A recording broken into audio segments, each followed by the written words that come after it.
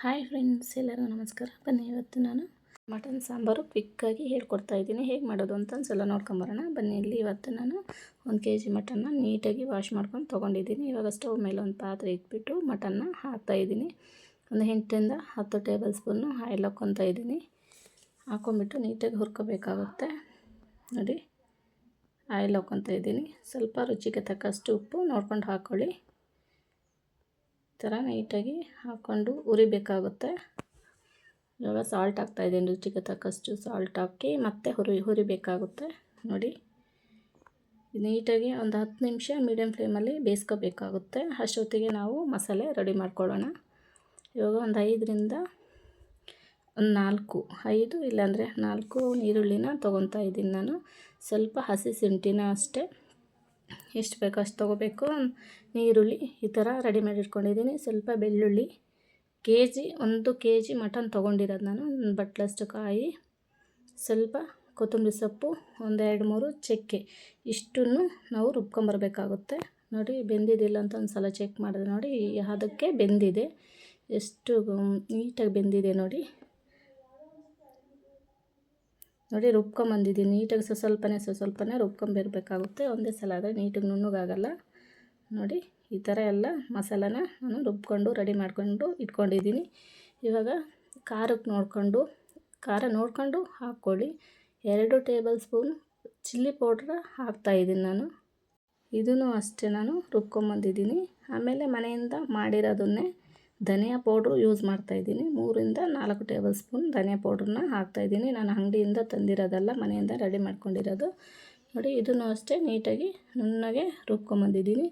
ಇವಾಗ full totally ಎಲ್ಲ grind ಮಾಡಿ ಇಟ್ಕೊಂಡಿದ್ದೀನಿ. ಮಟನ್ ಬೆಂದಿದ್ದಿಲ್ಲ ಅಂತ ನೋಡೋಣ. ನೋಡಿ, ಬೆಂದಿದೆ. ಇವಾಗ ಆ್ಯಡ್ ಮಾಡ್ತಾಯಿದ್ದೀನಿ ಮಸಾಲೆನ. ಇದೆಲ್ಲ ಹಾಕಿಬಿಟ್ಟು ಒಂದು ಸಲ ಮಿಕ್ಸ್ ಮಾಡಬೇಕಾಗುತ್ತೆ. ನೋಡಿ, ಈ ಥರ ವೈಟ್ ರೈಸ್ ಜೊತೆ ಮತ್ತು ಮುದ್ದೆ, ಚಪಾತಿ ಜೊತೆ ತುಂಬ ಚೆನ್ನಾಗಿರುತ್ತೆ. ಒಳ್ಳೆ ಕಾಂಬಿನೇಷನ್ ಅಂತಲೇ ಹೇಳ್ಬೋದು. ಇವಾಗ ಖಾರದ ಪುಡಿ ಅಷ್ಟೇ, ಚಿಲ್ಲಿ ಪೌಡ್ರನ್ನ ನಾನೇ ಹಾಕ್ತಾಯಿದ್ದೀನಿ. ನೋಡಿ, ಇದನ್ನು ಅಷ್ಟೇ ನೀಟಾಗಿ ಇವಾಗ ಮಿಕ್ಸ್ ಮಾಡ್ತಾಯಿದ್ದೀನಿ. ನೋಡಿ, ರೆಡಿ ಆಗ್ತಾಯಿದೆ.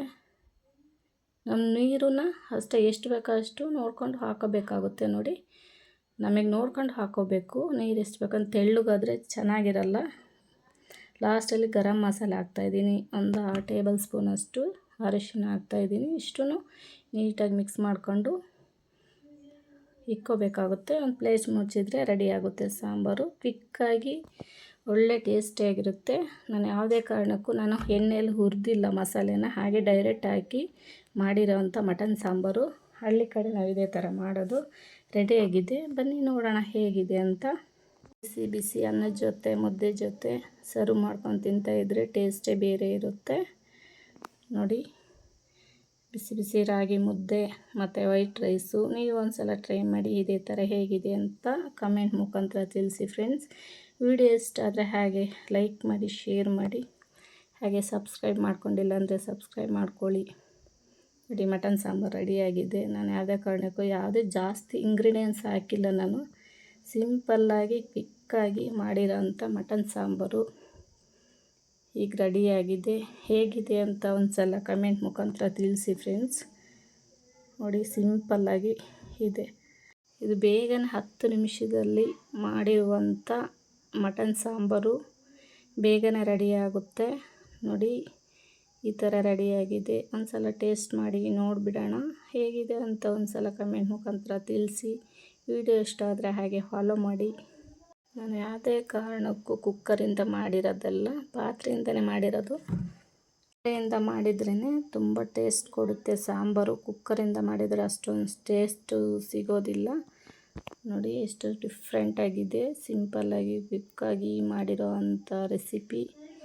ಇದು ಸರ್ವ್ ಮಾಡೋಣ ಹೇಗಿದೆ ಅಂತ. ನೋಡಿ, ಮಟನ್ ಸಾಂಬಾರು ಮತ್ತು ಫ್ರೈ. ವಿಡಿಯೋ ಇಷ್ಟ ಆದರೆ ಹಾಗೆ ಫಾಲೋ ಮಾಡಿ. ಮತ್ತೊಂದು ವಿಡಿಯೋದಲ್ಲಿ ಸಿಗ್ತೀನಿ. ಬಾಯ್.